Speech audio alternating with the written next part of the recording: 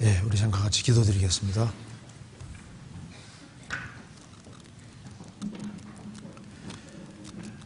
저희를 사랑하시는 하나님 아버지,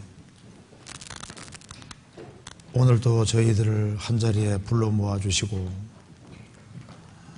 하나님을 찬양하며 또 살아계신 하나님의 말씀을 배울 수 있게 해주신 것을 감사합니다. 여기에 하나님의 크신 은혜와 사랑을 입은 사람들이 한자리에 같이 모여 있습니다. 주 성령께서 우리의 마음 가운데 두루 역사해 주시고 살아계신 하나님의 말씀으로 우리의 마음을 일깨워 주시고 또 한 해를 어떻게 살아야 할지를 깊이 생각하는 시간 되도록 도와주옵소서. 지금까지 크신 은혜와 사랑으로 저희들을 이끌어 주신 것을 감사합니다. 새해에도 주님께서 함께해 주시고 우리의 마음 가운데 두루 역사해 주시고 또 교회 가운데 두루 역사해 주셔서 주님께 영광과 찬송을 돌리는 귀한 삶이 되도록 도와주옵소서. 오늘 저녁부터 있을 동계수련회 가운데도 함께해 주시고 동계수련회 같이 교제하며 말씀을 배우는 가운데 새해를 어떻게 살아야 할지를 다짐하는 귀한 시간이 되도록 도와주시옵소서. 오늘 모든 시종도 함께해 주시고 도와주시기를 간절히 의지합니다. 우리 구주 예수 그리스도 이름으로 기도하옵나이다. 아멘. 성경 예레미야 2장 찾으시겠습니다. 예레미야 2장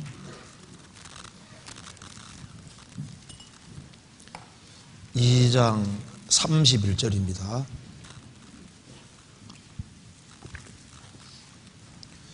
이 장 31절 제가 읽겠습니다.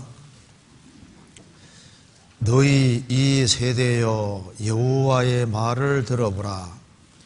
내가 이스라엘에게 광야가 되었었느냐 흑암한 땅이 되었었느냐 무슨 연고로 내 백성이 말하기를 우리는 노였으니 다시 주께로 가지 않겠다 하느냐. 또 한 구절 찾겠습니다. 호세아서, 이건 접어두시고 호세아서 2장 찾으시겠습니다.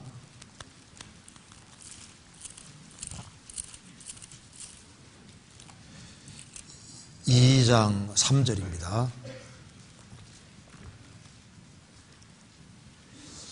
제가 읽겠습니다. 그렇지 아니하면 내가 저를 벌거벗겨서 그 나던 날과 같이 할 것이요 저로 광야같이 되게 하며 마른 땅같이 되게 하여 목말라 죽게 할 것이며. 다시 예레미야 2장 보시겠습니다. 2장 31절을 같이 한번 읽어보겠습니다. 너희 이 세대여 여호와의 말을 들어보라. 내가 이스라엘에게 광야가 되었었느냐 흑암한 땅이 되었었느냐 무슨 연고로 내 백성이 말하기를 우리는 노였으니 다시 주께로 가지 않겠다 하느냐. 거기까지입니다. 오늘이 무슨 달인 줄 아시죠? 무슨 달입니까? 2018년 주일로서는 마지막 날입니다. 그리고 또 동계수련회 시작하는 날입니다.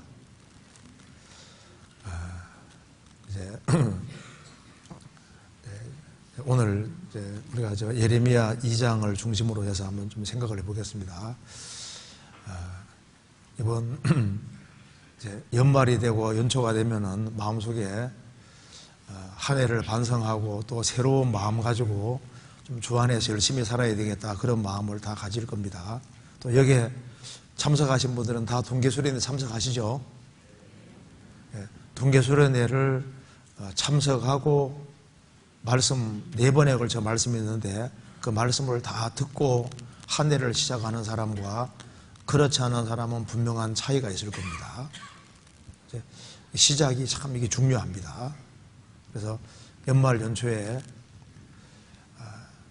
마음을 한 해를 반성하고 마음을 새롭게 하고 새로운 마음가짐으로 한 해를 시작하는 것이 1년에서 아주 중요한 시간이 될 겁니다. 그래서 제가 오늘 예레미야 2장과 호세아 2장을 중심으로 해서 그 풍성한 땅, 빛의 땅이라는 제목으로 말씀을 좀 드려보도록 하겠습니다.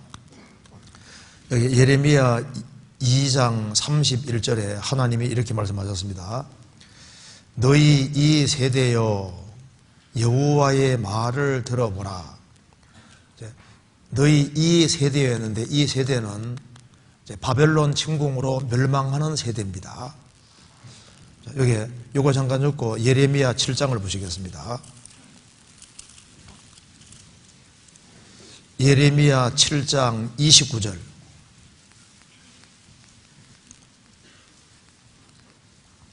7장 29절. 예루살렘아 너의 머리털을 베어버리고 자산 벌거숭이산 위에서 호구할지어다. 여호와께서 그 노하신 바 이 세대를 끊어버리셨음이니라. 예레미야의 그 말을 듣는 그 당대 사람들은 바벨론 침공에 의해서 멸망할 세대였던 겁니다. 그런데 이 멸망할 세대, 그 세대 사람들에게 하시는 말씀입니다. 그러니까 이 말씀을 듣는 그 당대 사람이 지금 바로 멸망 직전에 있는 세대였고 바벨론 침공에 의해서 멸망받을 세대였던 겁니다. 그 세대에게 이렇게 말씀하고 있는 겁니다. 예레미야 2장 31절에 너희 이 세대여 여호와의 말을 들어보라. 내가 이스라엘에게 광야가 되었었느냐? 하나님은 이스라엘에게 광야가 되신 적이 없었다는 겁니다. 그런데 이 세대 사람들, 예레미야의 말을 듣는 이 세대 사람들은 하나님을 광야라고 생각하고 있는 겁니다. 흑암한 땅이 되었었느냐? 하나님을 흑암한 땅으로 생각하고 있는 겁니다. 무슨 정보로 내 백성이 말하기를 우리는 노였으니 다시 주께로 가지 않겠다 하느냐? 이들은 살아계신 하나님을 등지고 하나님을 멀리하고 그리고 우상을 따라가는 길을 택한 겁니다. 그래서 하나님께서 이렇게 책망을 하시는 겁니다. 하나님께서 이스라엘 백성들이 하나님을 등질 때 하나님이 그들과 계속적으로 다투셨음에도 불구하고 그들은 끝까지 하나님을 등지는 길을 택했던 겁니다. 예레미야 2장 9절에 보시겠습니다.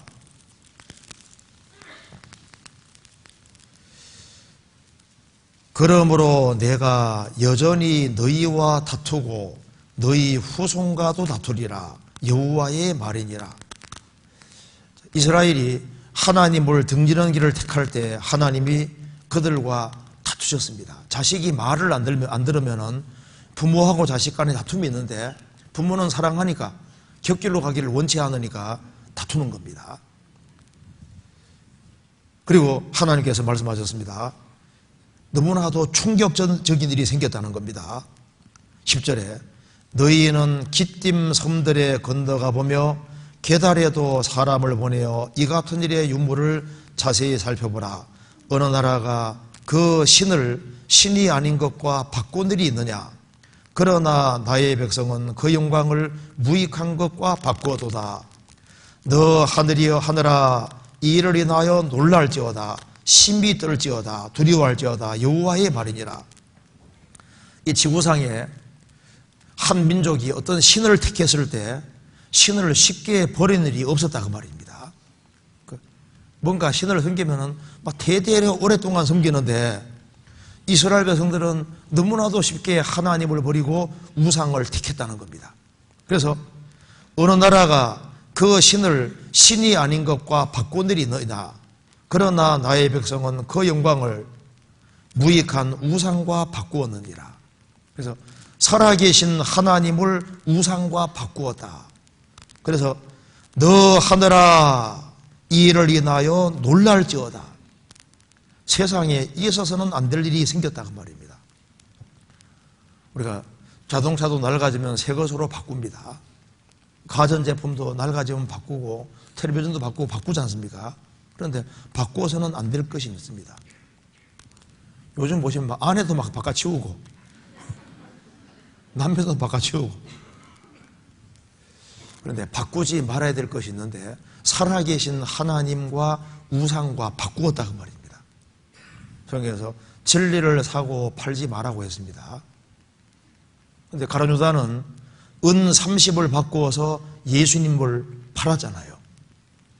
그러니까 은 30하고 예수님하고 이게 비교가 안 되는데 은 30은 노예 한 사람 값입니다. 예수님을 은 30 받고 거래하는 것 봐요. 에서는 팥죽 한 그릇과 장자 명분을 팔았습니다. 이스라엘은 팔지 말아야 될 것을 팔았다고 말입니다. 역대상 7장에 보면은 에브라임이 통곡했다고 되어 있습니다. 왜? 에브라임의 아들이 이제 남의 짐승을 뺏으려다가 목숨을 잃어버린 거예요. 전도하다가 뭐 순교했다든가 전도하다가 돌에 맞아서 죽었다든가 그러면 좀 위로가 될 거 아니에요. 그게 아니라 남의 동물을 뺐다가 자식이 죽었을 때 아버지가 아주 에브라임 아버지가 얼마나 애통한 것이 성경 기록되어 있습니다. 가룟 유다는 은 30 때문에 그리스도를 버리고 사도의 직분을 버리고 봉사 직분을 버리고 재고소로 갔나이다. 지옥으로 떨어진 거예요. 그래서 하나님 말씀하셨습니다. 예레미야 2장 31절에 너희 세대여 여호와의 말을 들어보라. 내가 이스라엘에게 광야가 되었었느냐 흑암한 땅이 되었었느냐. 하나님은 광야가 아닙니다. 하나님은 가장 풍성한 땅으로 말하면 가장 풍성한 땅에 속하는 거예요. 하나님이야말로 빛의 땅이고 소망의 땅인데 이스라엘 백성들이 하나님을 광야로 생각하고 흑암한 땅으로 생각했다고 말입니다. 그래서 하나님을 광야로 생각하는 사람, 흑암한 땅으로 생각하는 사람은 호세아 2장에서 말한 대로 그들의 인생이 광야같이 되고 마른 땅처럼 되는 거예요. 우리 인생이 풍성한 땅처럼 되고 빛의 땅, 소망의 땅처럼 되는 길은 하나님과 어떤 관계를 맺느냐에 달려있는 겁니다. 사람들은 지금 영적으로 무지해서 하나님을 광야처럼 생각하고 흑암한 땅처럼 생각합니다. 그 사람은 인생이 광야처럼 되고 흑암한 땅처럼 되는 겁니다. 우리가 새해 하나님을 어떻게 생각하느냐, 그걸 아주 우리가 깊이 생각을 하고 한 해를 마감하고 새해를 시작해야 될 것 같습니다. 여기 내가 이스라엘에게 광야가 되었었느냐 이렇게 말했습니다. 자, 광야 하면은 뭐가 떠오릅니까? 일단 삭막하고 아무것도 없고 메마른 것이 떠오릅니다. 그런데 이스라엘은 하나님을 광야로 생각하고 오히려 우상을 풍성한 곳으로 자기의 모든 것을 채워주는 곳으로 여겼다고 말입니다. 그래서 하나님을 등지고 우상을 숭배하는 길을 택했던 겁니다. 성경 찾아봅시다. 예레미야 2장 28절. 내가 만든 내 신들이 어디 있느냐? 그들이 너의 혼란을 당할 때 구원할 수 있으면 일어날 것이니라. 유다여 너희의 신들이 너희 성읍수와 같도다. 유다여 너희의 신들이 너희 성읍수와 같도다. 그러니까 성읍 숫자만큼 우상이 그렇게 많았다 그 말입니다. 그래서 우상이 바로 가장 풍요한 곳이고 자기의 모든 것을 채워주고 자신들에게 참 만족을 줄 수 있는 그런 존재처럼 여겼다는 겁니다. 하나님을 광야로 생각하고요. 그리고 흑암한 땅이 되었느냐? 흑암한 땅 하면 생각하면 캄캄한 땅은 소망이 없지 않습니까? 캄캄한 곳인 겁니다. 하나님을 캄캄하고 소망 없는 곳으로 생각을 하고 우상이야말로 자신들의 소망을 채워주고 인생에게 빚을 던져준다고 착각을 하고 있었던 겁니다. 그 결과가 뭐냐 하면은 바벨론에 의해서 멸망당하는 것이었습니다. 그래서 그 당대, 이스라엘 그 당대를 하나님이 이 세대를 끊어버리셨다. 왜 끊어버리셨냐 하면은 하나님을 광야로 여기고 흑암한 땅으로 여기기 때문에 결국은 그들은 심판을 받았던 겁니다. 이제 이스라엘 민족은 하나님을 등지고 이 세대 사람들이 하나님의 무자비한 심판을 받고 바벨론으로 1000km 넘는 곳으로 잡혀가서 70년 동안 포로 생활했습니다. 그 포로 생활하는 가운데서 우상은 거짓이었구나. 우리가 하나님을 등지고 살아서 이렇게 비참하게 됐구나 하는 걸 깨닫게 되는 겁니다. 그래서 이사야 41장에 지렁이 같은 너 야곱아, 이스라엘이 지렁이 같이 됐습니다. 정말 아주 비참하게 됐다 그 말입니다. 그 이국 생활 자체가 고통스러운 겁니다. 우리 그 이민사회 보시면요, 얼마나 많은 수모를 겪는지 모릅니다. 우리 한인들이 그 일본에 살 때 일본에서 얼마나 많은 그 외국에 산다는 것 자체가 고통인 거예요. 한국 사람이 미국 가서 살 때도 많은 고생을 합니다. 이스라엘은 그냥 쇠고랑 차고 포로 잡혀갔던 거예요. 70년 동안 얼마나 고통을 받았는지 모릅니다. 그 고통을 받는 가운데서 하나님이 광야가 아니고 흑암한 땅이 아니고 하나님만이 자신의 모든 문제를 해결해 줄 분이라는 걸 참으로 깨닫게 되는 거예요. 그래서 이스라엘 민족이 바벨론에 돌아와서 다시 하나님을 붙잡게 되고 신앙이 회복되는 일이 있다 그 말입니다. 내가 이스라엘에게 광야가 되었었느냐 이렇게 말씀하셨는데 우리 시대도 마찬가지입니다. 오늘날 많은 사람들이 하나님을 떠올리면 광야라고 생각합니다. 그래서 사람들은 하나님을 가까이 하는 사람들을 보면요, 약간 이렇게 머리가 약간 이상한 사람으로 생각하는 거예요. 그 허상을 쫓는 곳으로 생각합니다.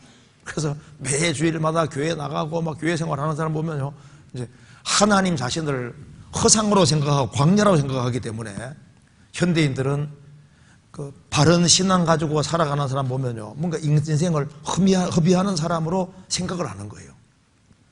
현대인들은 자신을 하나님께 드리는 사람들, 인생을 하나님께 투자하는 사람들, 그런 사람들을 허상을 쫓는 것으로 생각을 합니다. 그러니까 현대인들에게 하나님은 허상이고 현대인들에게는 자신의 삶을 풍요하게 해주는 그것이 뭐라고 생각하냐면 돈과 재물이라고 생각하는 거예요. 현대인들에게 재물은 실제고 돈이 실제고 그들이 추구할 바라고 생각하는 겁니다. 말콤 보브스라는 사람이 있는데 아마 아는 분도 많이 있을 겁니다. 미국의 아주 엄청난 부자입니다. 그 사람이 얘기한 것 중에 아들아, 얘야, 아들아, 100가지 문제 중에서 99가지 문제의 해답은 돈이란다. 일단 돈이 많고 볼 일이란다. 돈이 있어야지 문제가 해결된다 생각한다고. 그러니까 현대인들의 마음을 꽉 붙잡는 게 뭐냐면 돈입니다. 돈이 자기를 풍요하게 생각해 준다고 생각하는 거예요. 그래서 하나께나 돈. 그리고 권력이 실제라고 생각합니다. 권력을 잡으면은 자신이 대접을 받고 그리고 사람들에게 존경도 받고 거기에서 뭔가 만족이 될 거라고 생각을 하는 겁니다. 현대인들은 하나님 생각하면은 이것이 흑암한 것으로 캄캄한 것으로 생각되는 거예요. 그래서 인생에게 진정한 소망을 주는 것은 세상 학문이고 세상의 기술 문명 이런 것이 빛과 풍요를 가져온다고 생각합니다. 그런데 심지어 교회에 다니는 사람들도 하나님에 대해서는 너무 막연합니다. 인간 관계를 위해서 교회당에 다니는 사람들도 많고 어떤 사업적인 거래를 위해서 육신적인 목적을 위해서 교회에 다니는 사람도 많습니다. 그래서 많은 사람들이 교회 생활은 하지만은 하나님은 여전히 그들에게 광야고 흑암한 땅에 불과한 겁니다. 그들은 하나님의 풍성이 뭔지를 모르고 하나님의 주시는 소망이 무엇인지 빛이 뭔지를 참으로 깨닫지는 못하는 겁니다. 내가 광야가 되었었느냐, 그 말이 무슨 말입니까? 과거를 돌이켜보라, 그 말입니다. 이스라엘아, 내가 광야가 되었었느냐. 이스라엘의 과거를 돌이켜봤을 때, 이스라엘이 하나님을 찾을 때, 하나님과 바른 관계에 있을 때는 하나님은 항상 풍성한 곳이었던 겁니다. 이사야 33장을 보시겠습니다.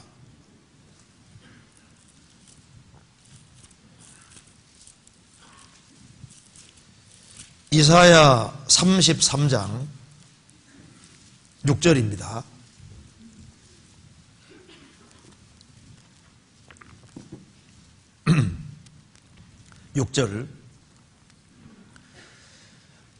너의 시대에 평안함이 있으며 구원과 지혜와 지식이 풍성할 것이니 여호와를 경외함이 너의 보배니라. 여호와를 경외하는 세대, 여호와를 경외하는 시대, 그 시대에는 정말 하나님이 그들에게 평안을 주셨고 그들에게 구원이 있었고 지혜와 지식이 풍성했고 그들은 신밌는 삶을 살았던 겁니다. 내가 광야가 되었었느냐? 하나님은 하나님을 찾는 사람에게 광야였던 적이 없습니다. 이스라엘이 에집트에서 400년 동안 고통받고 살았습니다. 이스라엘은 기근피에 에집트 내려갔다가 졸지에 노예가 됐고 그들은 오랫동안 노예 생활과 고통 속에 살았습니다. 그런데 그들이 살아계신 하나님께 부르짖었을 때 하나님은 그들에게 광야가 아니고 하나님이 그들에게 나타나셔서 에집트에 10가지 재앙 내리고 이스라엘 민족을 에집트에서 건져주셨고 그들이 40년 동안 광야 생활할 때도 하나님이 하늘에서는 만나를 내려주시고 반석에서 물을 주시고 낮에는 구름기둥 밤에는 불기둥으로 그들을 인도해 가셨습니다. 그들이 요단강을 통과하고 가나안 땅을 정복할 때도 하나님은 가장 풍성한 곳이고 그리고 그들은 가나안 땅을 차지했고 하나님은 그들의 필요를 다 채워주셨습니다. 이스라엘이 다윗과 솔로몬 당시에 얼마나 부흥했습니까? 그 이스라엘은 정말 힘이 있었고 하나님이 그들의 필요한 걸 다 주셨기 때문에 다윗과 솔로몬 당시에 얼마나 영광스러웠습니까? 그리고 열왕기 시대에도 이스라엘 백성들이 많은 우상 죄를 지었지만은 그들이 돌이키고 하나님을 구할 때마다 하나님은 그들에게 필요한 걸 다 채워주셨지 않습니까? 사사기 1장 처음 시작할 때 여호와께 묻자와 가로되 그들이 하나님께 묻고 하나님의 도움을 구할 때 하나님은 항상 그들의 필요를 채워주셨던 겁니다. 하나님은 광야가 되신 적이 없었습니다. 아브라함, 이삭, 야곱 그들이 하나님을 구했을 때 그들은 하나님을 체험했고 하나님은 항상 가장 풍성한 곳이었던 겁니다. 야곱이 나중에 에서를 만났습니다.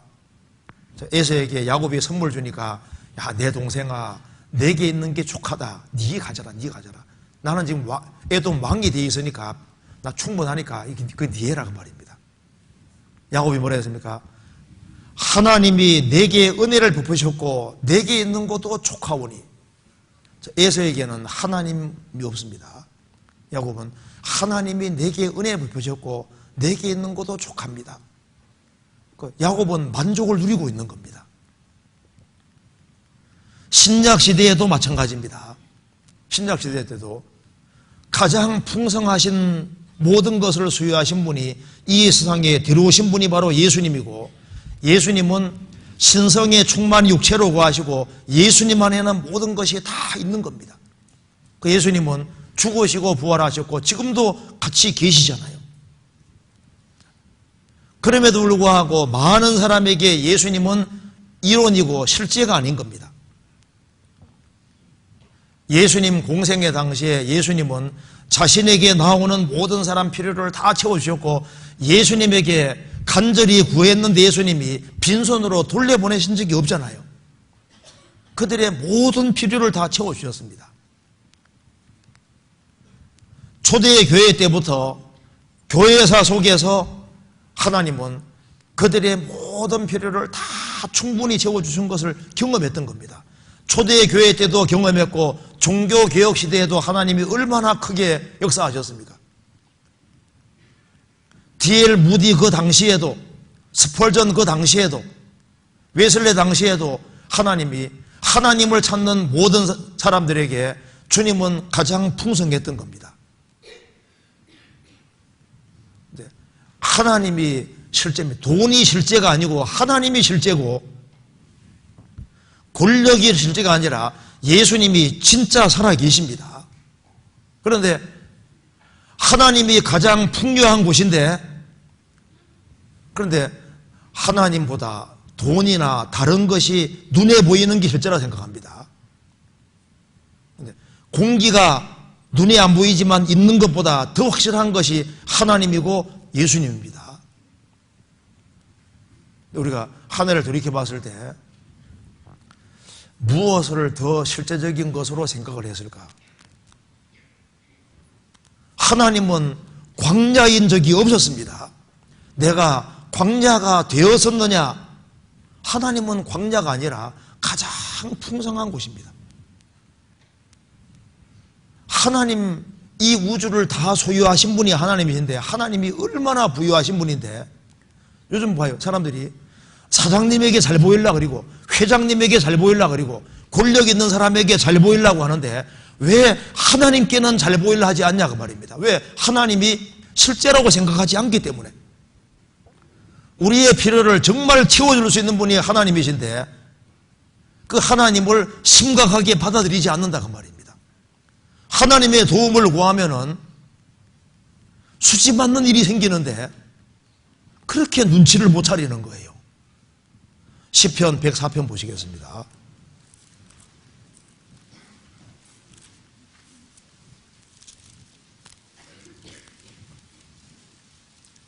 24절.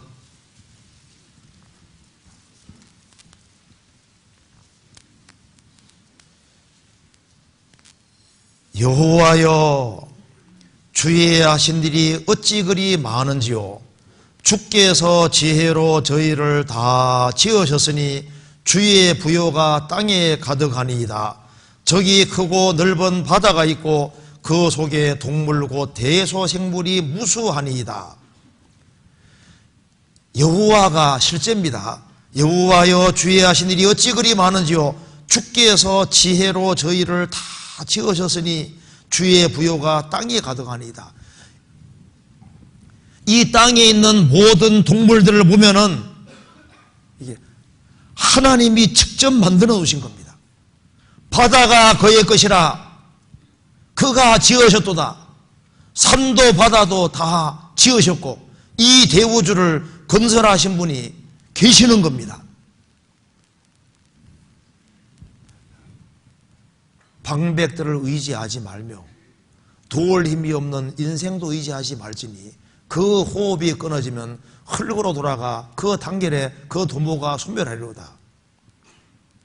인생은 호흡 딱 끊어지면 계획이 다 끝나버리는 거예요.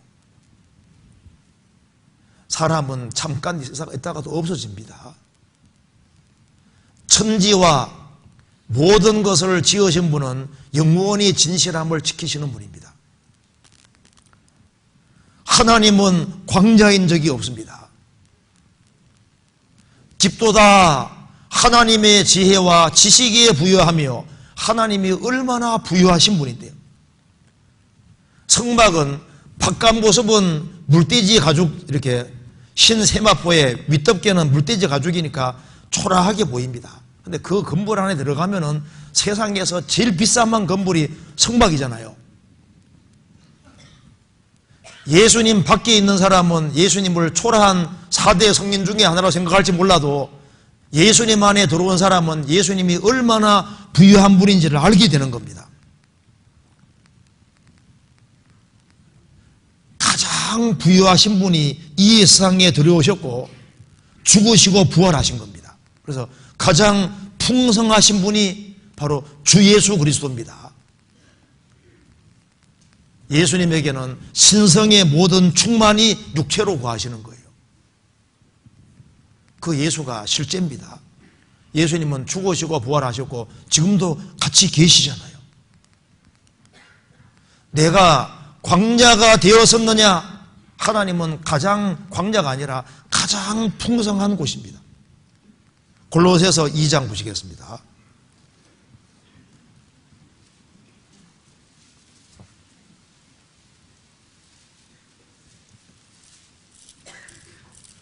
골로새서 2장 9절입니다.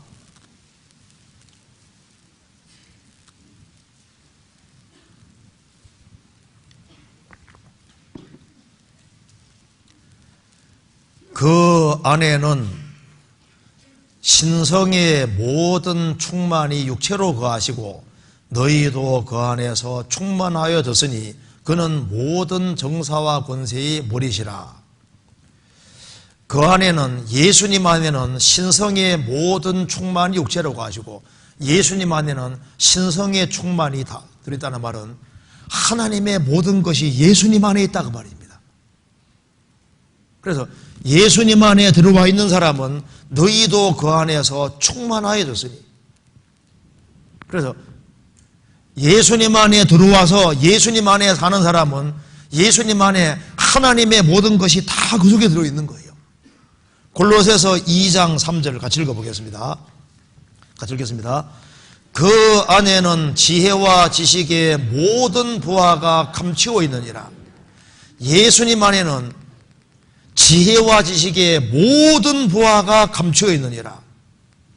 우리 구원에 필요한 모든 것들, 신앙생활에 필요한 모든 것들이 다 들어있습니다. 지구 안에는 우리 육신에 필요한 것이 다 있지 않습니까? 지구 안에 육신에 필요한 것이 다 있는 것처럼 예수님 안에는 우리 신앙생활에 필요한 모든 것이 다 있고 가장 풍성한 곳입니다. 이 우주 안에서 제일 놀라운 곳이 지구인데, 지구 안에는 우리 육체가 생존하는 데 필요한 것이 다 있잖아요. 지구 안에 우리가 태어나고 보니까 지구 안에 우리 육신의 생존에 필요한 것이 다 있는 것처럼 그리스도 안에 거듭나서 예수님 안에 들어오고 보니까 예수님 안에 다 있다고 말입니다. 그리스도는 만유시요 만유 안에 계시니라. 그리스도는 모든 것이 됩니다. 모든 것이 다 그 안에 들어있는 거예요. 성경 한번 봅시다. 욥기 28장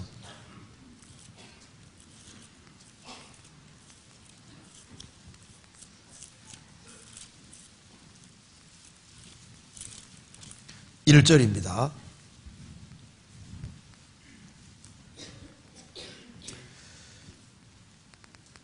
은은 나는 광이 있고 연단하는 금은 나는 곳이 있으며 철은 흙에서 취하고 동은 돌에서 녹여 얻느니라.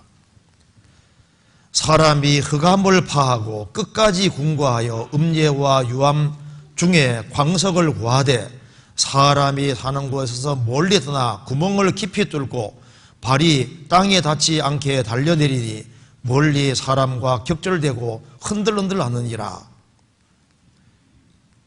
그리고 9절, 사람이 굳은 바위에 손을 대고 산을 뿌리까지 무너뜨리며 돌 가운데로 도랑을 파서 각종 보물을 눈으로 발견하고 시냇물을 막아 스미지 않게 하고 감추었던 것을 밝은 대로 내느니라. 은은 나는 광이 있고 연단하는 금도 나는 곳이 있습니다. 철은 흙에서 취하고 동은 돌에서 녹여 얻느니라. 땅 파면은 별게 다 나오죠. 그리고 이제 보석을 구하기 위해서 사람 사는 곳에서 멀리 떠나서 이제 막 깊이 구멍을 뚫고 땅 속에 들어가면 뭐 그 속에 별게 다 들어있는 거예요. 막 굳은 바위에 손을 대고 막 산을 뿌리까지 무너뜨리고 돌 가운데 도랑을 파서 그 속에 막 각종 보물을 눈으로 발견하고 그러면 되는데, 육지에도 바깥 육지 위에도 온갖 것들이 있는 동시에 땅 속에도 막 온갖 것이 막 묻혀 있잖아요. 그러니까 땅 파고 들어가면 막 별것이 다 나옵니다. 조금만 노력만 하면은 막 주지맞는 것들이 많이 있는 거예요. 하나님이 이 지구 안에는 인간에게 필요한 것을 다 집어넣었다고 말입니다. 이걸 왜 써놓냐 하면은 이 땅과 땅 속에는 온갖 것들이 다 들어있는 것처럼, 그런데 지혜는 어디서 넣느냐? 지혜는 땅 파면은 땅에서 막 별것이 다 나오는데 신령한 지혜는 어디서 넣느냐? 그 얘기가 12절 이하에 나오지 않습니까? 이게 그리스도 안에 다 있는 거예요. 그리스도 안에 파고 들어가면은 별것이 다 있고, 그리스도야말로 가장 풍성한 곳인데 사람들이 엉뚱한 데를 파고 있는 거예요. 저희 집은 광산하다 망했습니다. 아니, 석탄 나오는 데를 파야죠. 남의 말만 듣고 이렇게 파다가 그냥 이제 광산하다가 그냥 망해서 아주 어렵게 됐었는데요. 팔 때를 파야 됩니다. 그렇죠? 사람들이 그냥 방향을 잘 잡아야 되는데, 그리스도 예수 안에 들어와서 그리스도 안에 그것을 추구하면요, 진짜 수지 맞는 일이 있는데, 그리스도를 광야라고 생각하고 딴 데다가 1년 동안 열심히 투자했는데 얻은 게 도대체 뭐냐 그 말입니다. 우리가 생애를 돌이켜볼수록 주 안에서 살면서 주 안의 것을 추구하고 살아가는 것이 정말 복이라는 걸 빨리 깨닫는 것이 현명합니다. 성경 에베소서 3장 보시겠습니다. 에베소서 3장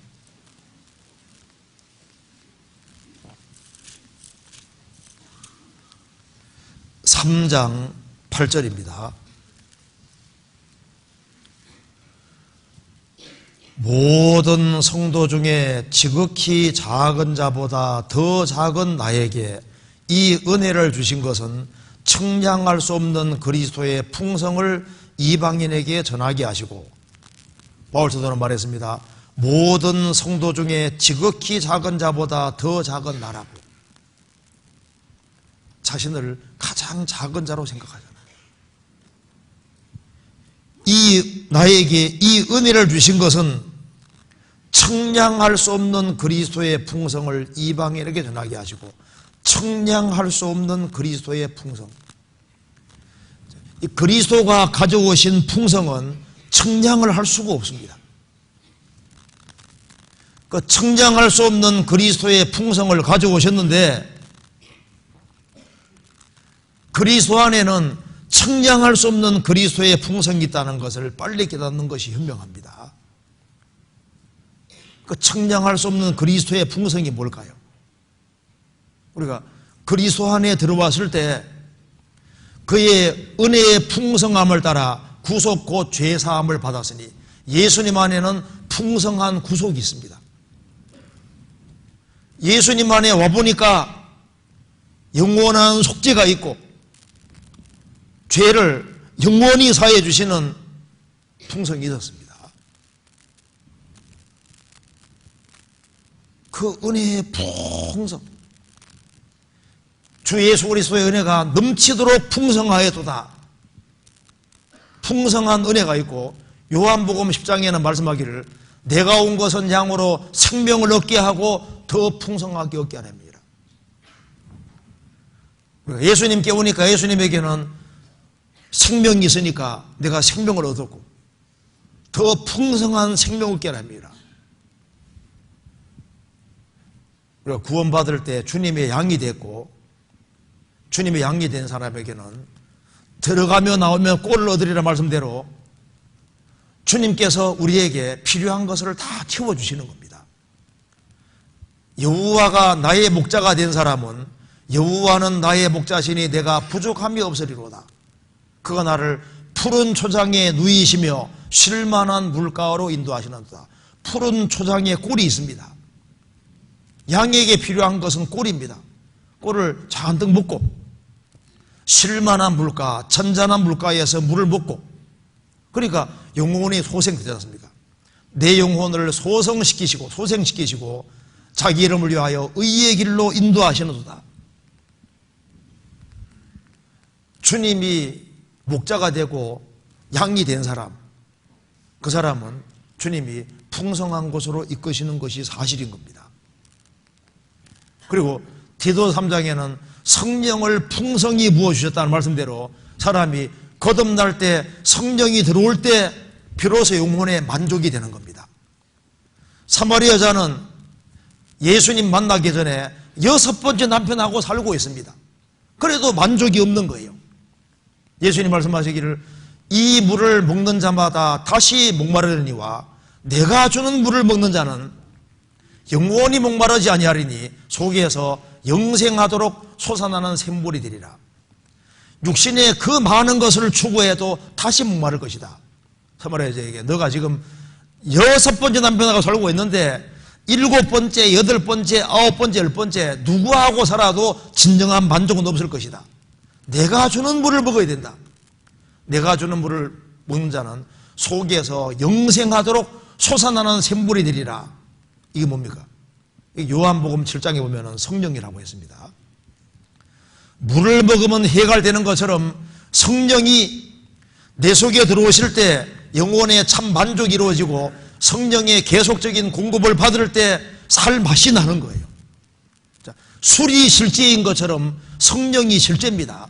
그러니까 술 먹으면 술 취하는 것처럼 성령의 공급을 받으면 성령에 취한다는 말이 맞잖아요.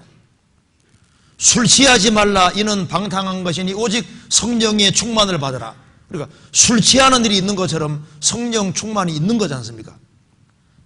술을 먹듯이 말씀은 귀를 통해서 먹습니다. 그래서 내가 너희에게는 말이 영이요 생명이니라. 말씀이 영이고 생명이기 때문에 말씀을 귀담아 들으면 이상하게 바뀌어지잖아요. 말씀 갈 때 성령이 같이 갑니다. 그리고 말씀을 충분히 들으면 말씀이 물과 같기 때문에 말씀을 충분히 들으면 말씀이 영혼을 깨끗하게 씻겨주고 세상에 나갔다 오는 사이에 더러워져도 말씀을 또 충분히 들으면 싹 씻겨지는 게 느껴지잖아요. 영혼이 깨끗해지는 게 느껴지고 영혼에 신비 생기고 그리고 말씀을 열심히 들으면 듣는 가운데도 충만하게 됩니다. 그러니까 술이 실제인 것처럼 성령이 실제인 거예요. 그리스도 안에 다 있습니다. 그 안에는 기업의 영광의 풍성이라는 말씀대로 기업의 영광의 풍성이 있는 겁니다. 에베소 1장에 마음 눈을 밝히사 부르심의 소망이 무엇이며 그 기업의 영광의 풍성이 무엇이며 이제 구원받고 주 안에서 열심히 살면 주님이 영혼의 눈을 밝혀주셔서 우리가 신앙생활을 잘하면은 거기에 따른 기업과 영광이 얼마나 엄청난지를 보게 해주니까 다른 건 손해보더라도 신앙생활은 손해보지 말아야 된다는 걸 정말 알게 되는 겁니다. 우리가 행하는 이 하루가 영원과 관계된다는 걸 안다는 건 정말 놀라운 거예요. 주 안에서 수고하고 노력하는 이것이 영원한 것과 관계된다는 걸 안다면은 신앙생활을 잘하는 것이요 얼마나 큰 축복인지를 정말 볼 수 있어야 됩니다. 그런데 우리 시대에 보세요. 주의 기업의 영광의 풍성이 뭔지를 잘 모릅니다. 그래서 신앙적으로 많은 손해를 보면서도 손해를 보는지를 모르고 있는 거예요. 우리의 잠시 받는 환난에 경한 것이 지극히 크고 영원한 영광에 중한 것을 우리에게 이루게 하미니 우리가 잠시 환난 받는데 지극히 크고 영원한 영광에 중한 것을 우리에게 이루게 하미니 우리가 월급 받기 위해서도 한 달 동안 열심히 일하면 월급은 나오잖아요. 그 돈 몇 푼 받기 위해서도 그렇게 고생하는데 주님이 주고자 하시는 그 영원한 축복과 영광을 이루면서도 얼마나 신앙적으로 손해보는지 그걸 모르는 거예요. 어떤 교수님이 한 번 얘기를 하는데 이제 좀 이렇게 얘기합니다. 이 우주가 얼마나 큰지를 얘기를 하는데 정말 이게 실감 나지 않습니까? 이 컵을 태양계라고 하면은 태양, 수성, 금성, 지구, 화성 나오지 않습니까? 이게 태양계가 있으면은 태양계를 컵이라고 하면은 은하계는 얼만큼 크냐? 캐나다와 미국과 멕시코를 포함한 그 정도 크기가 은하계다 그 말입니다. 그럼 거기에 미국, 캐나다, 멕시코 거기에다가 컵 하나 딱 던져 놓으면은 어디든지 찾을 수 없잖아요. 그것처럼 이 은하계 속에 태양계는 작은데 이런 은하계가 몇 개 정도 있느냐? 1,000억 개 정도가 있다 그 말입니다. 1천억 개. 그러면 우리 은하계 같은 은하계가 1천억 개 정도가 있다고 하는데 그것도 추정일 뿐입니다. 우주가 얼마나 큰지 모르잖아요. 그러니 구원받는 사람이 아무리 많아도 1천억이 될 수가 없잖아요. 그럼 우리가 신앙생활 멋지게 해가지고 주님이 야, 너 은하계 한 개 네 해라 해도 되지 않습니까? 은하계 한 개 네 해라 해도 되지 않습니까? 이거 신나요 안 나요? 아니 그 은하계 하나 주는 정도 그 정도 상일까요? 그게 아니다 그 말입니다. 이게 그러니까 우리 계산을 잘해야 됩니다. 이 세상에서 막 대통령 몇 년짜리도 하려고 그렇게 노력을 하는데 그리스도인들은 1000년 동안도 왕노릇하고 세세토록 왕노릇하는 엄청난 축복이 있는데 만왕의 왕이시고 만주의 주가 되시는데 그분이 주시려고 하는 기업과 영광의 풍성이 얼마나 크겠냐 그 말입니다. 그러니까 하나님이 얼마나 큰지를 모르니까 주 예수 그리스도가 얼마나 엄청난 분인지를 모르니까 누구에게 충성해야 될지를 모르는 거예요.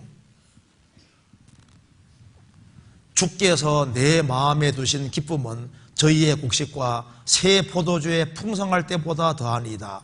시편 4편에 말한 대로 주께서 내 마음에 두신 기쁨은 저희의 곡식과 새 포도주에 풍성할 때보다 더하니이다. 그러니까 농사가 잘돼 소화기 잘 되면 얼마나 기쁘겠습니까? 그보다 더한 기쁨을 우리에게 주신다 그 말입니다.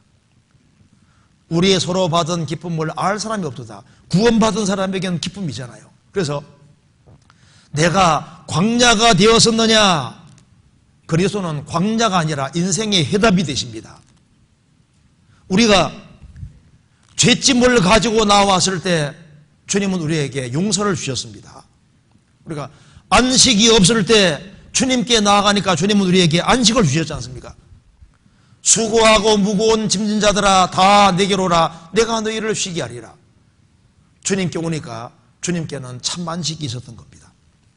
우리가 외로울 때 예수님은 친구가 되어주시지 않습니까?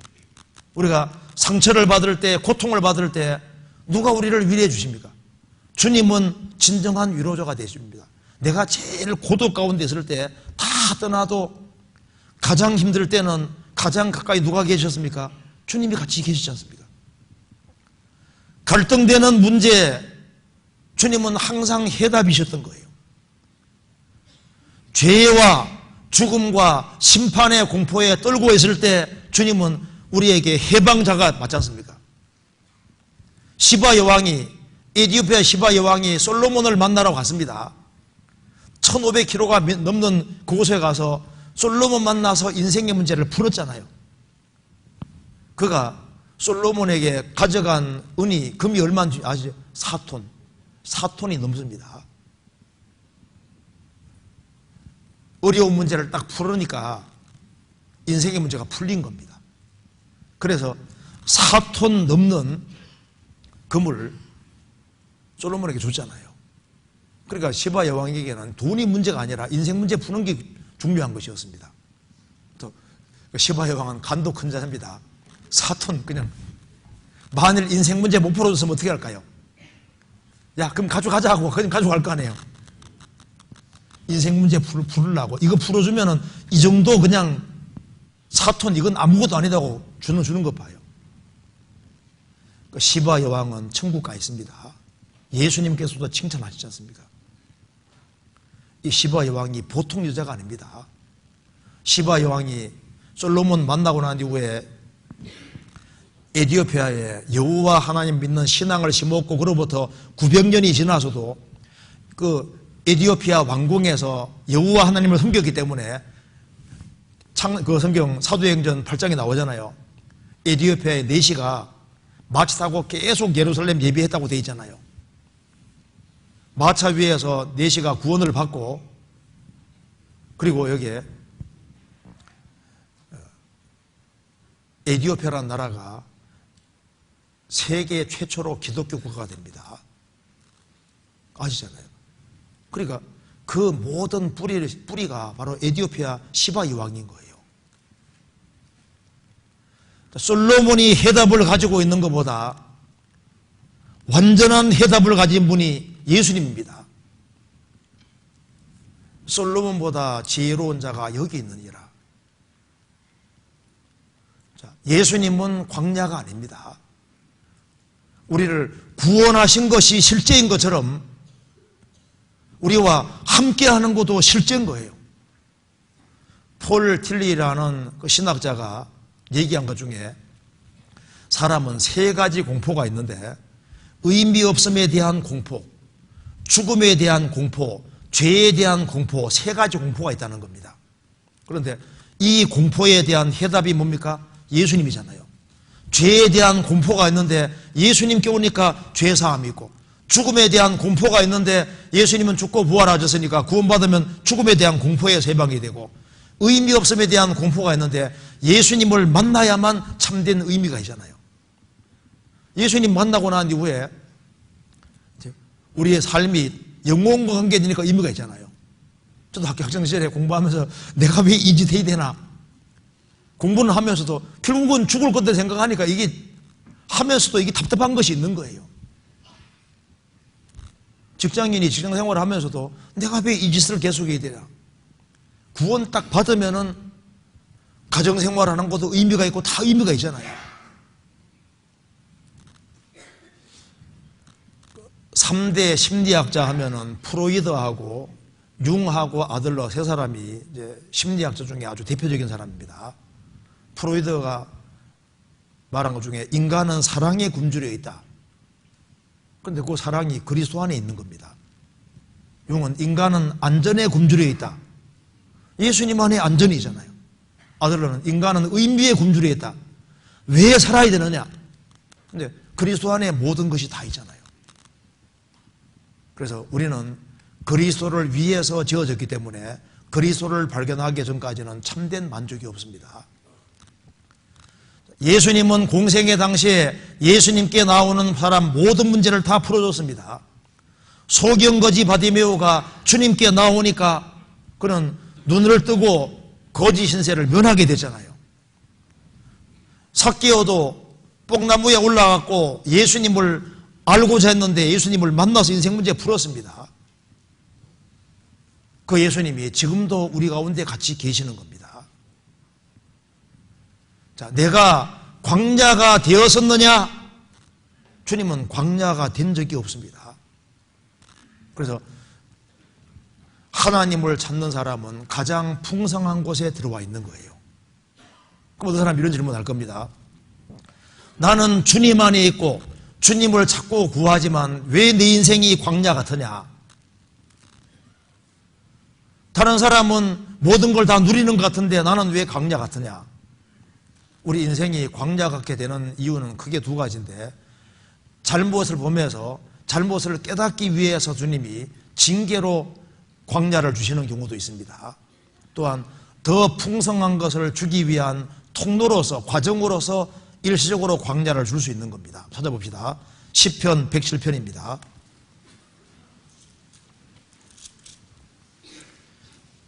(107편) 33절입니다.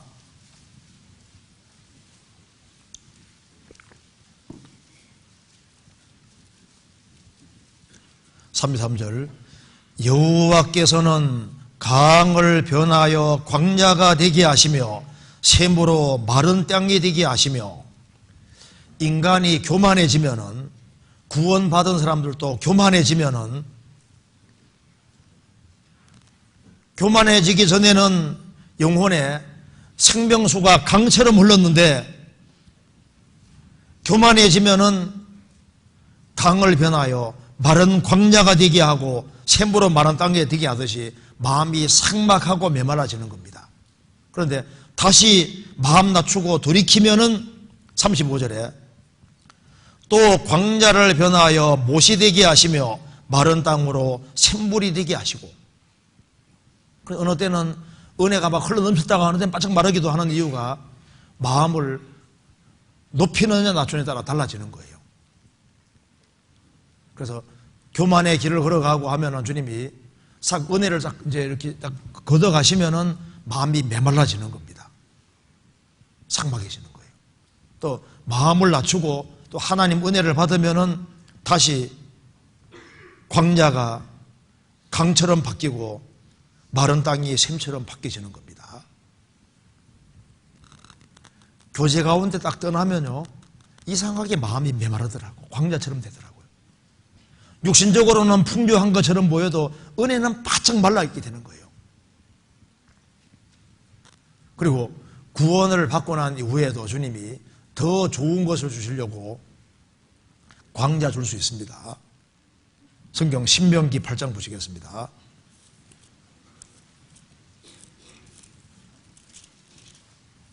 (8장 2절입니다)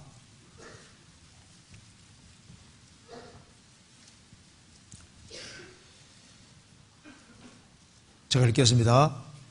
내 하나님 여호와께서 이 40년 동안에 너로 광야의 길을 걷게 하신 것을 기억하라.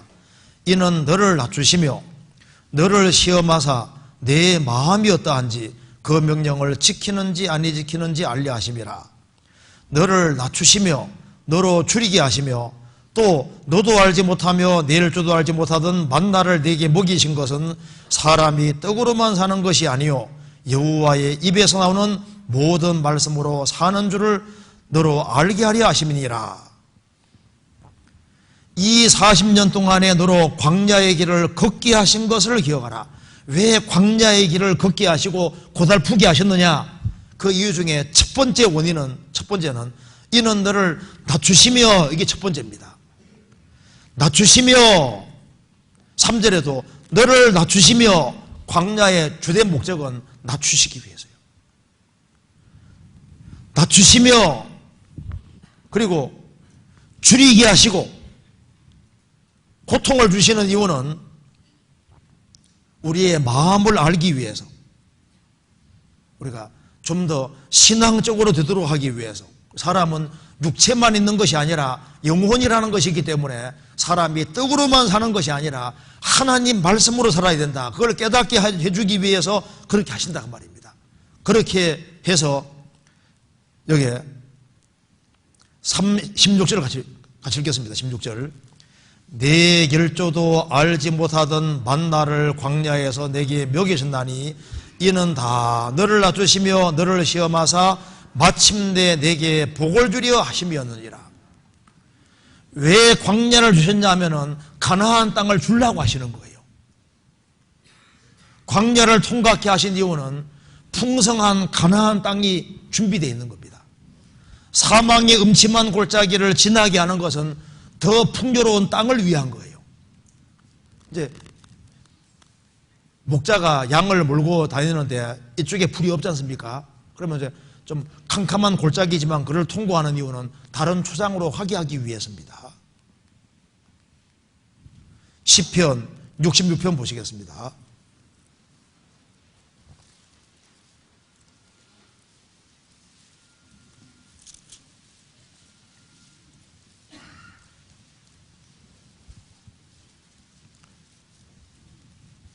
(66편) 9절입니다.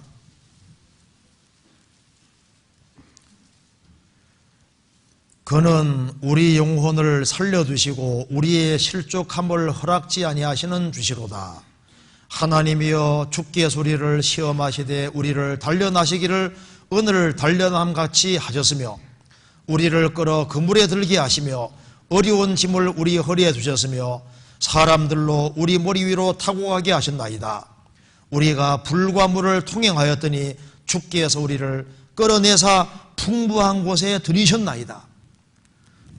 영혼을 실족하지 않게 지켜주시면서 우리를 단련시키는데 은을 단련함 같이 우리를 그물에 들게 해서 어려운 짐을 우리 허리에 두셨고 꼼짝 못하게 만드셔서 고난도 받게 하시는 겁니다. 사람들로 우리 머리 위로 타고 하셨나이다. 사람에게 짓밟히기도 하시고 우리가 물과 불을 통행하시는데 풍부한 곳에 들이셨나이다. 풍부한 곳에 끌어들이기 위해서 주님이 얼마나 풍성한 분인지를 더 깨닫게 해주기 위해서 그렇게 하신다 그 말입니다. 주님은 항상 풍성한 곳으로 계십니다. 그리고 일시적으로 이렇게 어려움 같은 걸 주시는 이유는 주님을 더 의지하도록 하기 위해서, 주님이 얼마나 더 풍성한 분인지를 깨닫게 해주기 위해서, 더 좋은 것을 주시기 위해서 그렇게 하시는 것 뿐인 거예요. 성경 예레미야장 다시 봅시다. 예레미야 2장 31절. 너희 세대여 여호와의 말을 들어보라. 내가 이스라엘에게 광야가 되었었느냐 흑암한 땅이 되었었느냐. 하나님은 흑암한 땅인 적이 없습니다. 그런데 지금 세상 보세요. 세상 정말 흑암한 땅입니다. 아담이 범죄한 이래로 이 세상은 흑암한 땅이 되어버린 겁니다. 이 흑암한 땅을 밝히기 위해서 인간은 노력했고 지금 많은 문명을 이루었기 때문에 지금 이 지구를 빛의 땅이라고 착각을 하고 있다니까요. 노아 시대에 문명이 최고로 발달했는데 그래서 사람들이 하나님을 추방시켜버리잖아요. 하나님 필요 없다고. 하나님이 빛이신데 그걸 모르는 거예요. 지금 우리 시대도 보세요. 지금 문명이 최고로 발달했습니다. 사람들은 자신들의 빛에 심취해서 하나님을 저버리고 하나님이 빛의 땅이라는 걸 잊고 있는 거예요. 개인도 노력해서 잘 먹고 잘 살고 뭘 좀 알면요 하나님을 흑암한 땅으로 생각하고 자기 자면에 빠져서 하나님이 소망의 빛이고 하나님이 참으로 빛이라는 것을 모르고 있는 거예요. 말씀을 저버린 사람들은 흑암한 땅에 있는 겁니다. 마땅히 율법과 증거의 말씀을 쫓을지니 그들의 말하는 바가 이 말씀에 맞지 아니하면 정령이 아침빛을 보지 못하고 아침빛을 보지 못하니까 혼란과 흑암과 고통의 흑암, 나중에 심한 흑암 중으로 들어가리라. 하나님 말씀을 버리면은 그 사람은 소망이 없는 땅에 들어서는 겁니다. 빛이 없는 땅에 들어가는 거예요. 지금 구원받지 아니한 사람은 하나님도 없고 소망도 없는 자들이 에베소 2장에 말한 대로 하나님 없는 사람은 소망도 없는 사람인 겁니다. 지금 사람들은 지금 착각하고 있습니다. 자신이 소망의 땅에 와 있는 줄 아는 거예요. 빛의 땅인 줄 아는데 전기가 환하게 켜져 있다고 해서 빛의 땅이 아닙니다. 지금 지옥가게 생겼는데 바로 멸망 앞에 있는데 그걸 모르는 거예요. 하나님은 흑암의 땅이 아닙니다. 하나님이야말로 소망의 땅인 거예요. 사람들이 하나님을 허상으로 생각합니다. 하나님 없는 사람 생각해 보세요. 그 무슨 소망이 있어요? 하나님 말씀이십니다. 내가 흑암한 땅이 되었었느냐? 이스라엘이 하나님을 찾을 때 이스라엘 땅에 소망이 있었습니다. 우리도 마찬가지입니다. 지금 예수 그리스도가 소망입니다. 우리의 소망이신 그리스도. 그래서 주님과 바른 관계에 있는 사람은 소망의 사람이 되는 거예요. 그래서 히브리서 6장에 그리스도인에게는 영혼에 닷이 있는데 무슨 닷입니까? 소망의 닷이 딱 있는 거예요. 그 소망이 있습니다. 내가 흑암한 땅이 되었었느냐? 성경 한번 봅시다. 디모데 전서 1장 보시겠습니다. 1장 1절.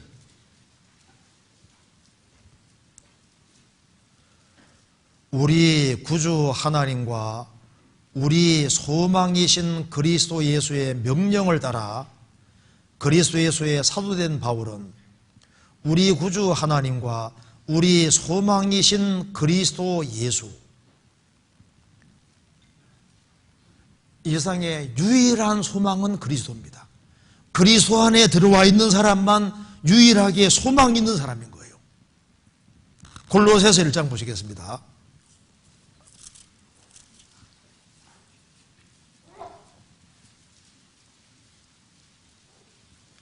(5절) 골로새서 1장 5절입니다.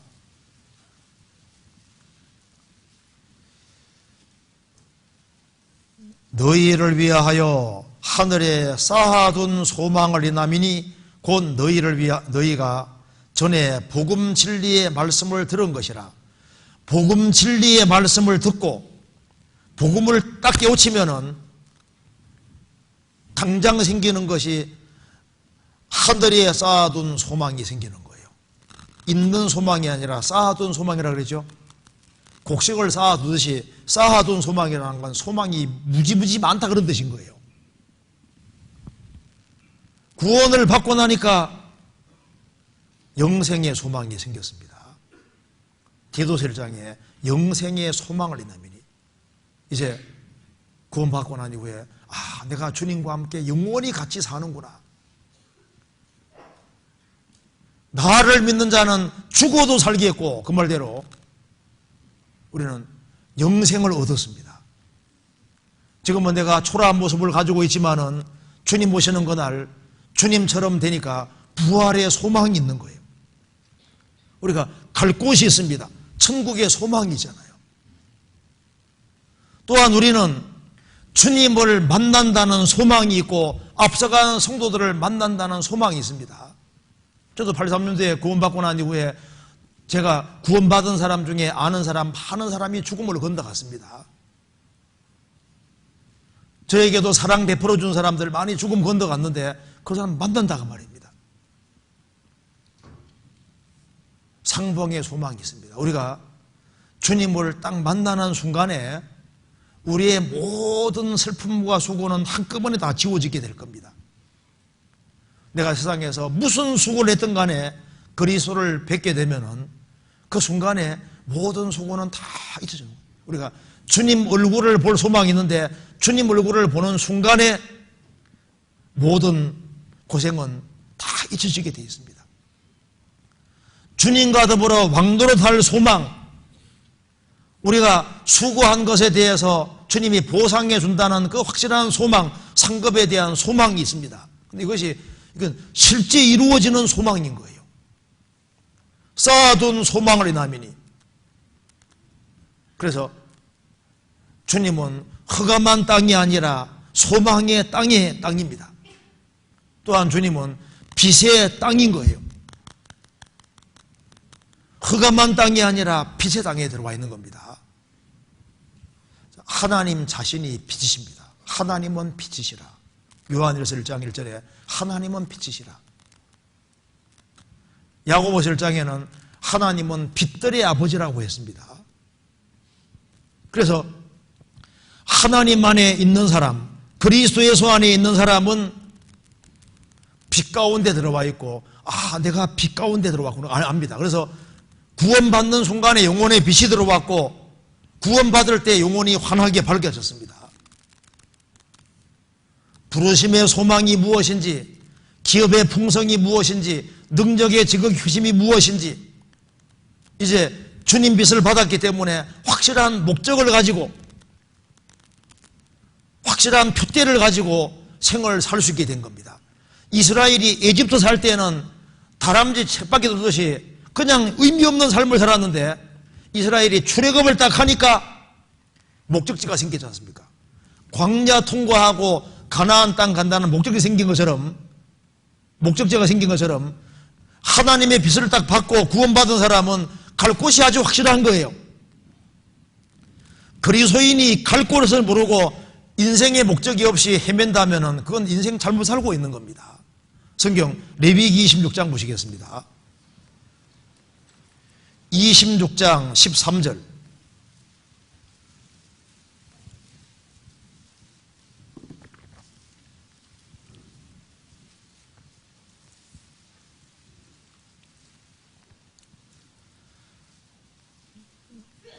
나는 너희를 애굽 땅에서 인도하여 내어 그 종된 것을 명쾌한 너희 하나님 여호와라. 내가 너희 멍에 빗장목을 깨뜨리고 너희로 바로 서서 걷게 하였느니라. 에집트에서 종노릇한 이스라엘 민족을 하나님이 종되었던 곳에서 건져내셨고 무거운 압제를 깨뜨리셨습니다. 빗장목을 깨뜨리고 바로 서서 걷게 하였느니라. 사탄의 권세 아래에 있는 우리를 주님께서 건져내셔서 목적지를 향해서 당당히 바로 서서 걷게 하였느니라. 출애굽한 이스라엘 백성들이 손을 크게 쳐들고 출애굽해서 광야 통과해서 가나안 땅 목적지로 가는 것처럼 세상 사람과 다르게 그리스도인들은 나그네로서 이 세상을 잠깐 지나가서 목적지가 천국이지 않습니까? 천국으로 확실히 가는 겁니다. 주님 오시면 세상아 자네 거라 나는 가노라. 세상 이별하고 천국에 들어가는 거예요. 그 목적지가 확실하다고 말입니다. 주님 안에 들어온 사람은 영혼이 틀림없이 밝아집니다. 그래서 모든 인생의 해결책이 뭐냐 하면은 하나님을 찾는 것이 그게 모든 인생의 해결책이었던 거예요. 왜? 하나님은 실제니까. 시편 27편 보시겠습니다. 시편 27편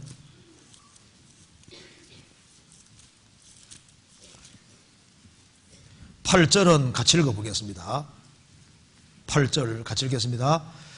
너희는 내 얼굴을 찾으라 하실 때 내 마음이 주께 말하기를 여호와여 내가 주의 얼굴을 찾으리라 하였나이다.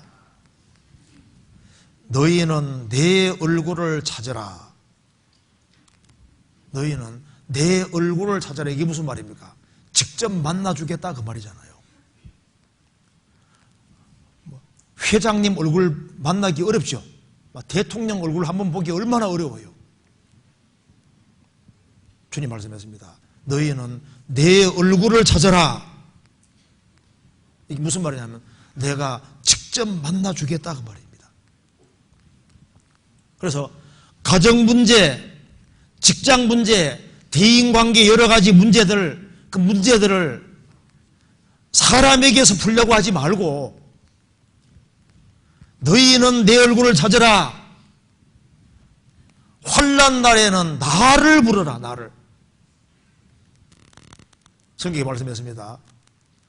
아브라함에 대해 말하면서 그의 믿은 바 하나님은 죽은 자를 살리시며 없는 것을 있는 것 같이 부르시는 이시니라.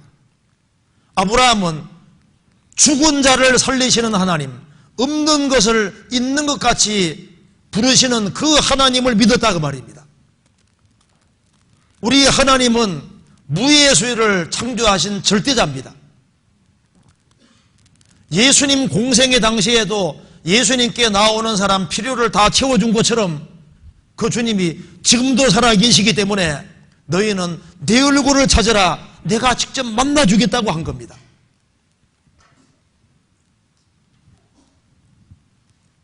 내 마음이 말하기를 내가 주의 얼굴을 찾으리라 하였나이다. 이게 제일 현명하고 좋은 길입니다. 우리는 태어날 때 아담 안에서 태어났습니다. 이 아담안이 태어날 때 울고 태어났잖아요. 태어날 때 웃고 태어나는 사람 없죠? 왜 태어나면서부터 울면서 태어날까요? 아담안은 울음이 가득한 곳이다 그 말입니다. 아담안에 태어나면 결국은 죽어야 되는 거예요. 아담안은 죽음이 가득한 곳이고, 그래서 아담안이 광야고 흑암한 땅이라는 걸 알아야 됩니다. 한 사람이 구원을 딱 받을 때 그리스도 예수 안에 들어오는데, 그리스도 예수 안에 들어오는 순간에 풍성한 땅에 들어온 거예요. 빛의 땅, 소망의 땅에 들어온 겁니다. 그런데 아담 안에서 그리스도 안에 들어왔음에도 불구하고 여전히 아담 것에 치우치고 아담 안에 무슨 소망이 있는 줄 알고 아담 안의 것을 더 추구하고 산다 그 말입니다. 그게 마귀에게 속는 것이었던 겁니다. 우리가 세상에 살지만 우리는 세상에 속한 사람이 아닙니다.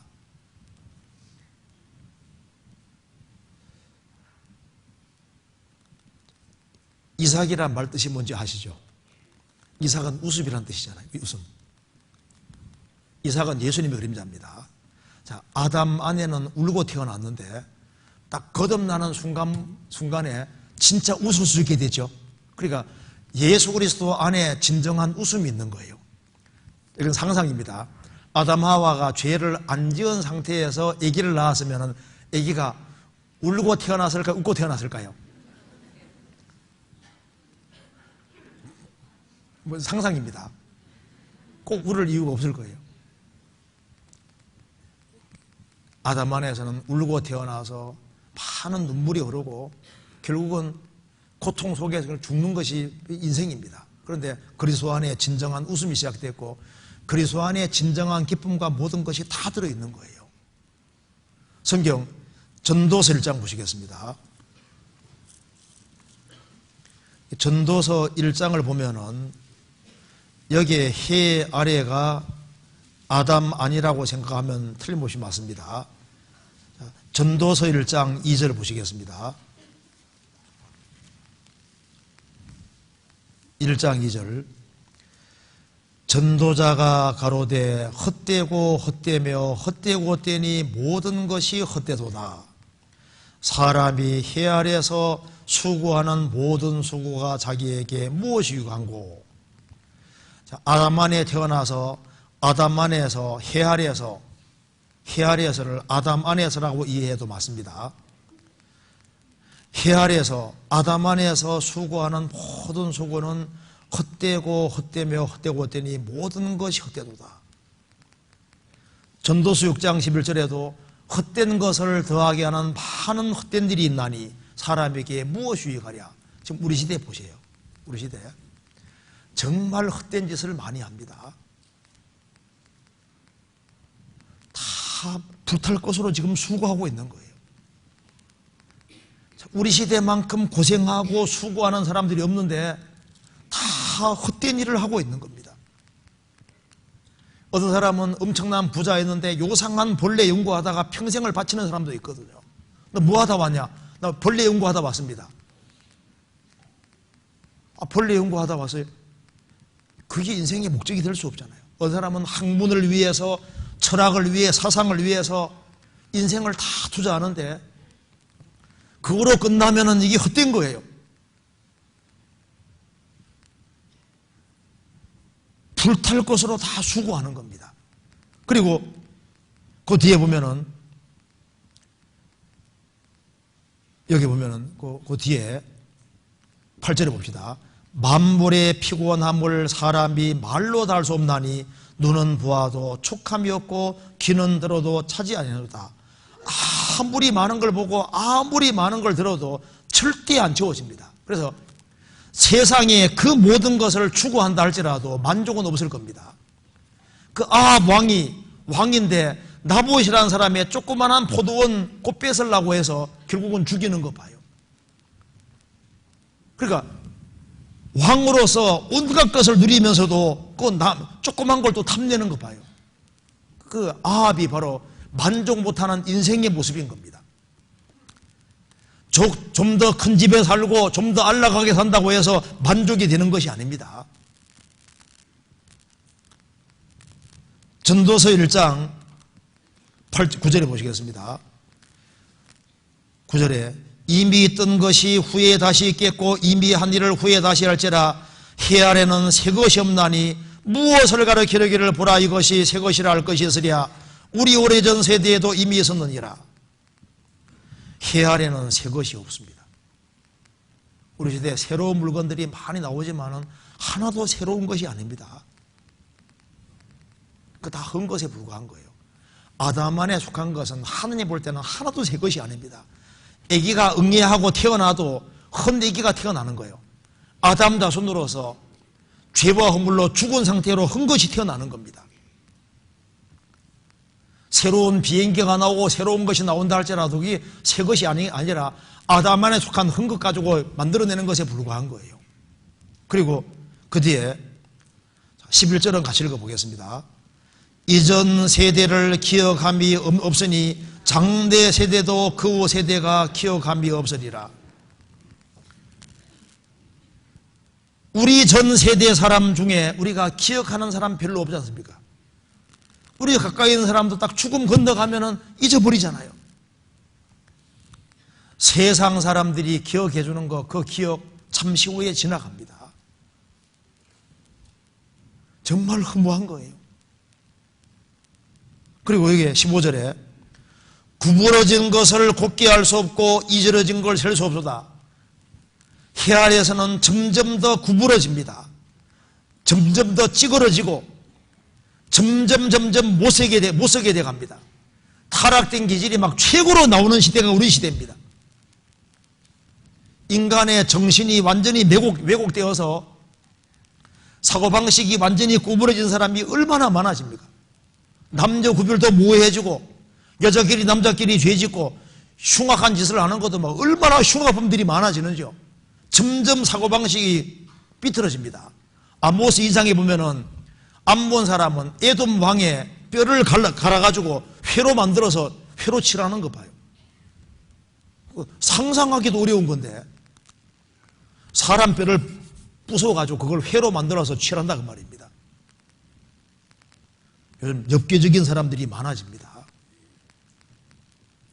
사고방식이 점점 삐뚤어지는 거예요. 18절에 지혜가 많으면 본대도 많으니 지식을 전한 자는 근심을 다하느니라. 아담 안에서 지혜는 번뇌만 일으킬 뿐이고 학설이 계속 바뀌고 인생 문제를 못 풀어주는 거예요. 그런데 어느 날 거듭나서 그리스도의 소 안에 딱 들어오고 나니까 2절의 말씀이 반대가 되는 겁니다. 전도자가 가로되 복되고 복되며 복되고 복되니 모든 것이 복되도다. 사람이 해 아래서 그리스도 안에서 수고하는 모든 수고가 자기에게 얼마나 유익한고, 이렇게 맞잖아요. 우리가 주 안에서 성경 열심히 배우는 것이 얼마나 유익합니까?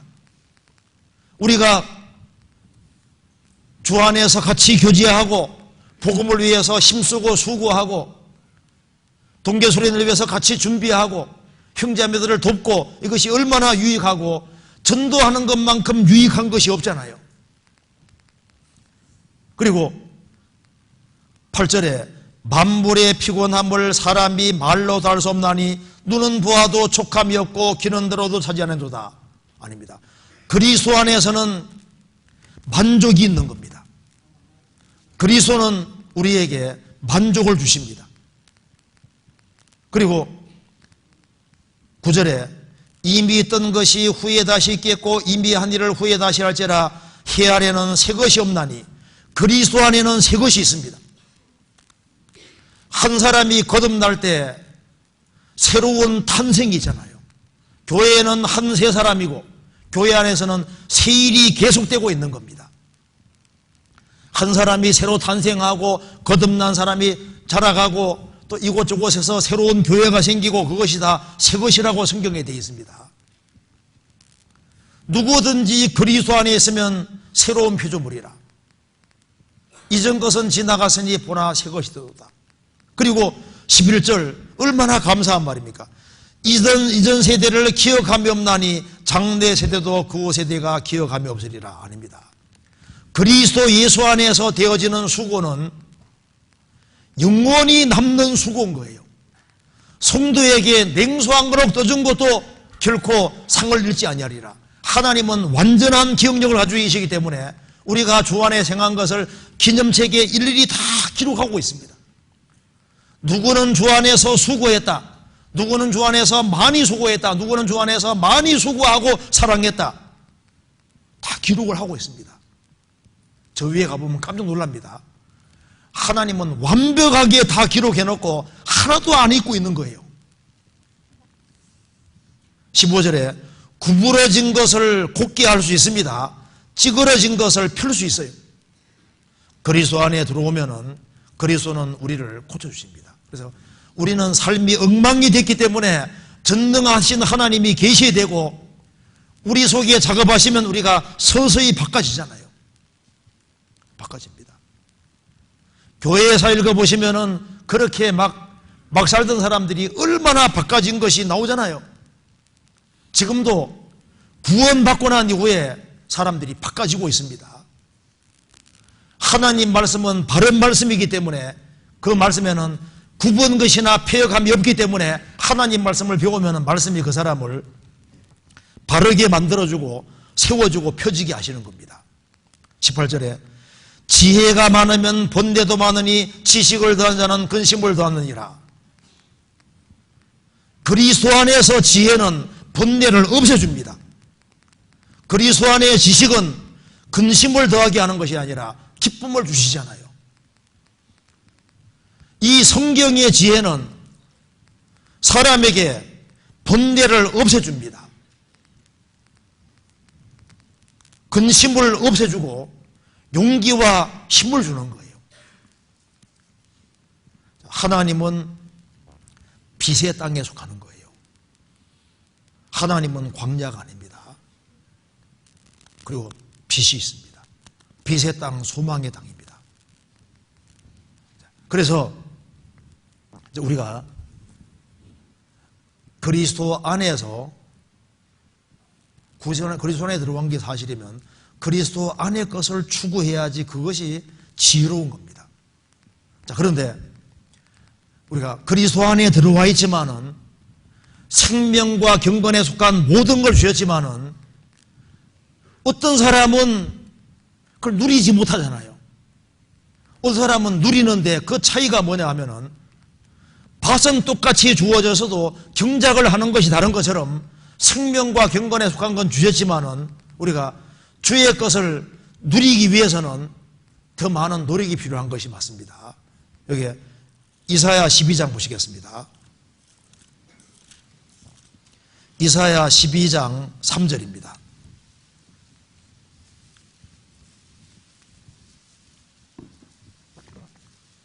같이 읽겠습니다. 그러므로 너희가 기쁨으로 구원의 우물들에서 물을 기르리로다. 자, 구원받은 사람은 기쁨이 있는데 구원받은 사람에게 주님이 우물들을 주셨습니다. 우물들. 아가서 4장에는 술람비인 보고 우물이라고 했는데 성도가 우물이고 교회가 우물이거든요. 그리스도인들의 모임 속에 물이 있습니다. 우물이 있는 거예요. 그래서 구역 모임, 조모임, 모임들이 다 일종의 우물인데 교회로 모이면 이게 큰 우물이지 않습니까? 구역 모임도 우물인데 물이 있습니다. 그런데 이스라엘 땅은 물을 기르를 때 물을 깊게 파야만 물이 나오기 때문에 물을 기를 때 이게 힘들어요. 그러니까 물은 있지만은 기르는 수고는 우리가 해야 되는 겁니다. 누가 신앙생활 잘하고 만족을 느끼며 살까요? 우물은 있는데 우물물에 참여를 해야 됩니다. 물을 기르는 수고를 해야 되는 겁니다. 우리가 이번 동계수련회 때도 말씀을 열심히 들어야 됩니다. 열심히 듣고 열심히 듣는 수고를 하고 모임에 참여하는 수고를 해야 되는 거예요. 그래야만 그 사람이 힘있게 살 수 있습니다. 성경 호세아서 2장에 찾아봅시다. 처음 본문 읽은 겁니다. 호세아서 2장 3절. 그렇지 아니하면 내가 저를 벌거벗겨서 그 나던 날과 같게 할 것이요 저로 광야같이 되게 하며 마른 땅같이 되게 하며. 이스라엘이 하나님을 등질 때 하신 말씀입니다. 하나님을 등질 때 하나님 말씀했습니다. 저로 광야 같게 하고 마른 땅같이 되게 할 것이다. 불신자의 인생은 광야로 끝납니다. 마른 땅으로 끝납니다.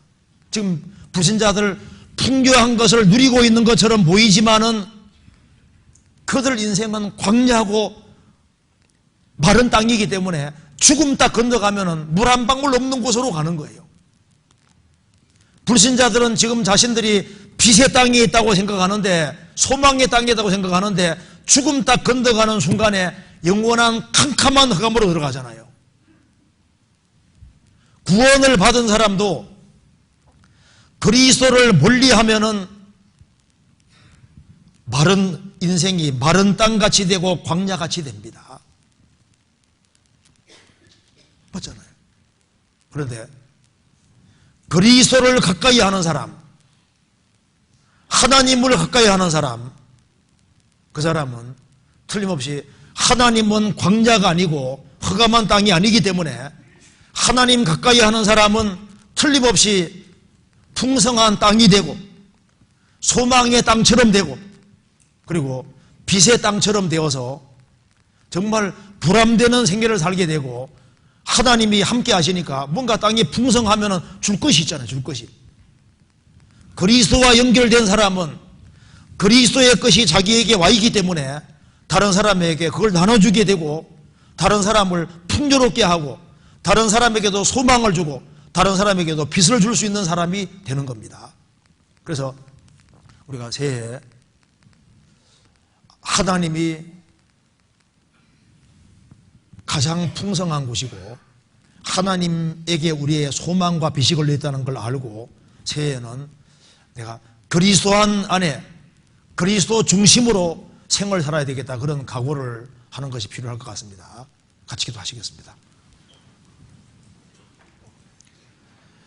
자비로우신 우리 아버지 하나님, 역사의 마지막 시대를 살아가는 저희들에게 주 예수 그리스도를 알게 해주신 것을 감사합니다.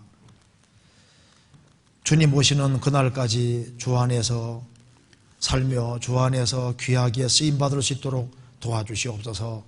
오늘부터 있을 동계수련회 가운데 주님이 함께 해주시고 주님이 주시는 말씀으로 힘을 얻고 새로운 마음가짐으로 새해를 맞이할 수 있도록 도와주시고 새해에는 더 풍성한 결실을 맺을 수 있도록 함께 해주시고 도와주옵소서. 우리의 사랑하는 가족들, 친척들, 이웃들을 하루속히 주님 품으로 인도할 수 있도록 더욱 역사해 주시고 우리 모두를 귀하게 사용해 주옵소서. 주 예수 그리스도 이름으로 기도하옵나이다. 아멘.